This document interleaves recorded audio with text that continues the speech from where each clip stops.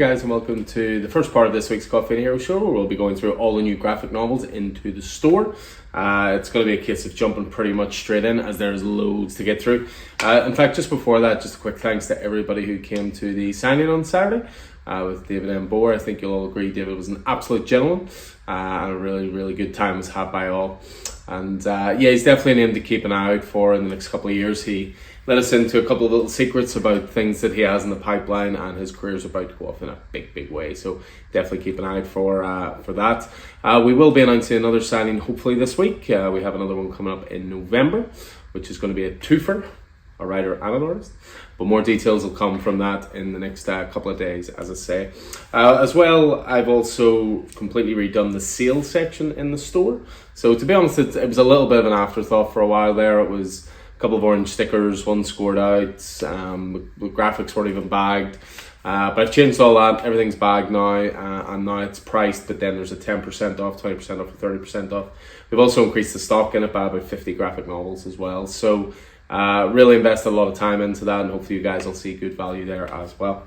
But in terms of new stuff into the store, it's sort of broken into two. We have top-ups of some stuff for DC and Marvel, and then we have the new releases this week as well. So in terms of top-ups, DC and Marvel kick things off. There's a decent chunk of Batman here with the first volume of Batman Eternal. This covers the first 21 issues of that event. So Batman Eternal was an event to celebrate 75 years of Batman, and it was a case of James Tynion IV and Scott Snyder. It was a weekly release schedule, 52 issues was the whole thing, and pretty much incorporated everything Bat-related you can think of.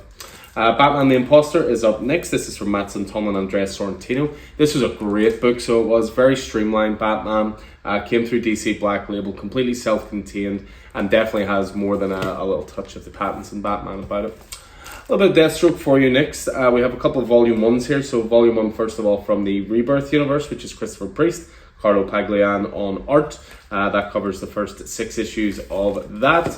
But we also have the new 52 run as well. So again, first 6 issues. This was when Tony S. Daniel was both writing and drawing Deathstroke there. Next up, we have Dark Knight, a true Batman story. This is sort of a semi-autobiographical book from Paul Dini, of course, one of the co-creators of Batman the Animated Series, and it was all about when he got attacked out in Los Angeles, back when he was sort of at the height of his fame, and he sort of wished that Batman could have come out of the night to save him. Really good stuff, really touching book, and also very dark as well, but beautiful art by Eduardo Risso there as well. Next up, we have Harley Quinn, again, New 52. So this is when Amanda Conner and Jimmy Palmiotti were on the book. Quite a good value on this because it contains 9 issues in total. So for a graphic novel, that's a nice big thick amount. So New 52 right there. And then we finish off the DC stuff with Superman Birthright, the origin of the Man of Steel. Seen as a pretty definitive one from recent years. Mark Waid writing here and Lionel Yu on art. This is the complete mini-series of Superman Birthright.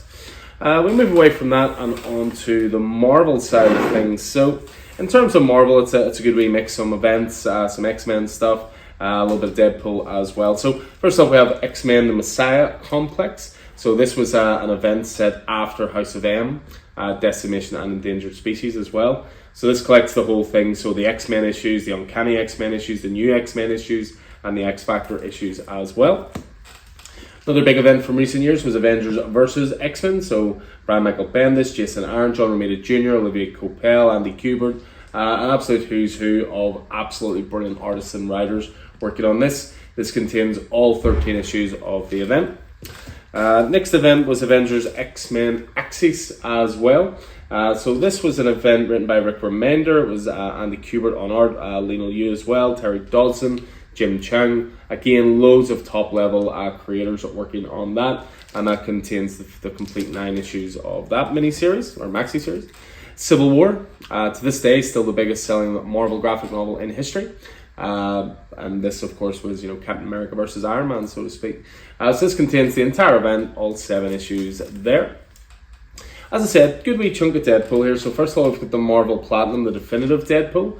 So this goes back to the very start of Deadpool, shows you the origin of New Mutants 98, first appearance, I should say, shows the origin of Deadpool, and then a lot of those early issues as well. So it's a bit of a curated one of some of the best of Deadpool over the years. So of course you've got Rob Liefeld involved, Fabian Nicieza, you've got Joe Kelly, Christopher Priest, Frank Thierry, Jerry Dugan, loads of great creators working on that. This was a brand new volume 1, which was volume 5, I believe, of Deadpool. This is when it was Jerry Dugan and Mike Hawthorne on art.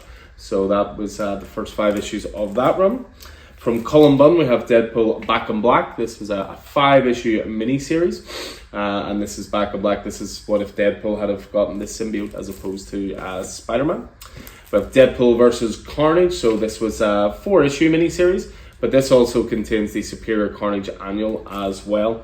Cullen Bunn again working on that one, and Salvador Espin on art. We have Deadpool versus Gambit, or Deadpool v Gambit. The V is for versus. This was a 5-issue miniseries. Ben Blacker on this, along with Ben Acker and Danilo Beyruth. So 5-issue miniseries. We have Deadpool versus The Punisher, Fred Van Lente and Pierre Perez on art. Again, 5-issue miniseries in there. House of M, another big Marvel event of recent years. 8-issue miniseries, Brian Michael Bendis writing, Olivier Coipel on art. And this is essentially, you know, this is your Wanda event if you're a big Wanda fan, shall we say. Next up we have Spider-Gwen. So this was Spider-Gwen 1 to 5. It also includes Edge of Spider-Verse, which is the first appearance of Spider-Gwen. So if you want to go right back to the start of this character with Jason Latour and Robbie Rodriguez, that's where you want to go. We have Amazing Spider-Man Spider-Verse Prelude. So this contains some issues from Amazing Spider-Man Volume 4, 7 and 8, a couple of Superior Spider-Man issues, so that gives you a sense of where chronologically this is, and also the free comic book day issue included in that as well. And then we finish off with one of the absolute best Marvel books of all time, in my opinion, Wolverine Old Man Logan. So Mark Millar, Steve McNiven, you just cannot go wrong with that. The basis for Logan the movie, they didn't quite adapt all of Logan the movie into that, because they probably couldn't, for lack of a better way.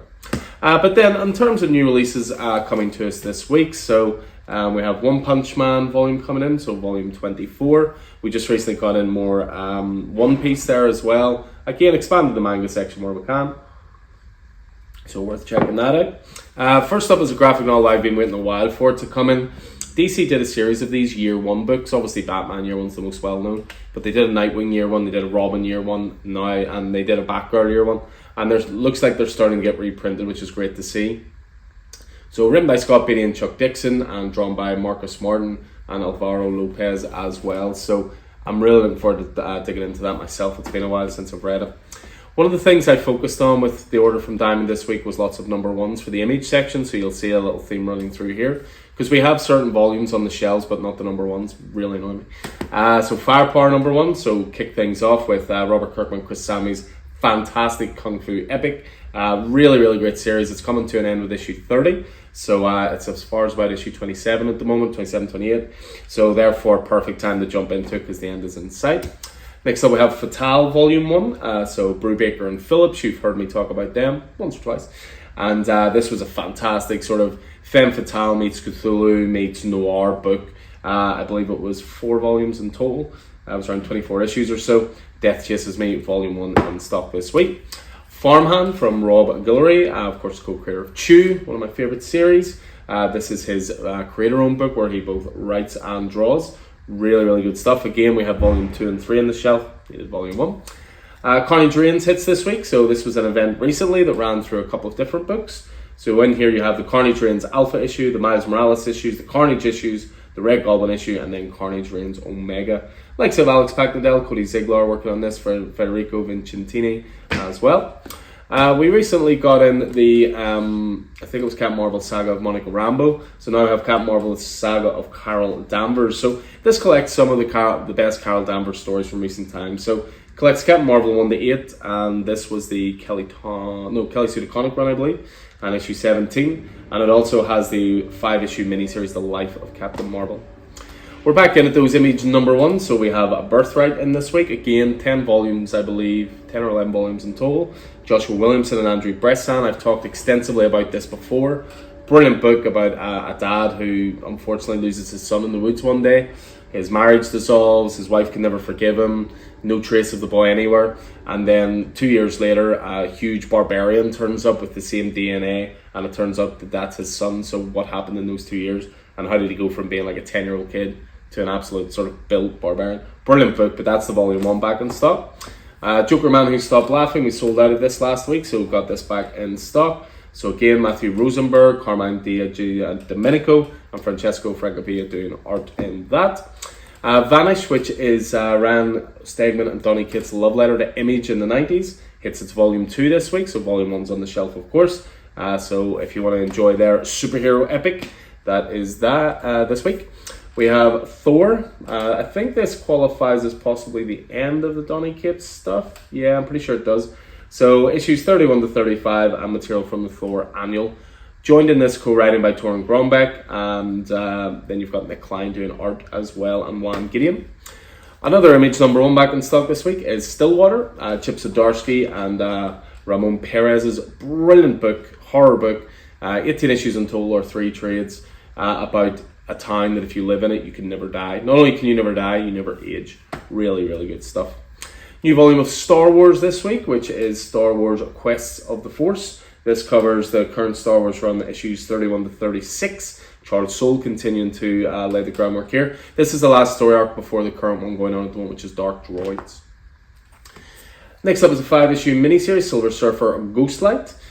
This is from Josh Jennings, Valentin Delandro on art. 5-issue miniseries, really enjoyed this myself. A new look at the Silver Surfer and a really good self-contained exploration of the character. We have Mosley out this week, Rob Gilroy again, I'd mentioned with Farmhands. With this one, he just writes this, he doesn't draw.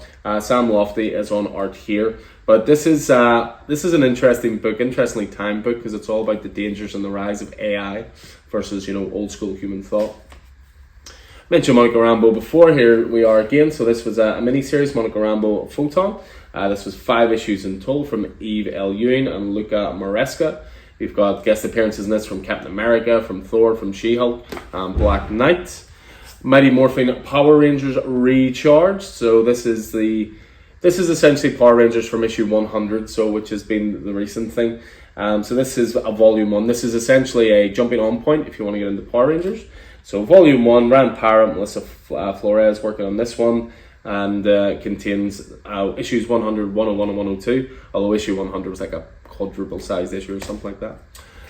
One final Image number 1 back in stock, again, because we've got the other volumes on the racks. We have Philadelphia back in stock, absolutely fantastic vampire series from Rodney Barnes and Jason Sean Alexander, Eisner Award nominee, so it's good. And then a couple of hardcovers just to finish off. We have I Am Batman from John Ridley, The Right Question.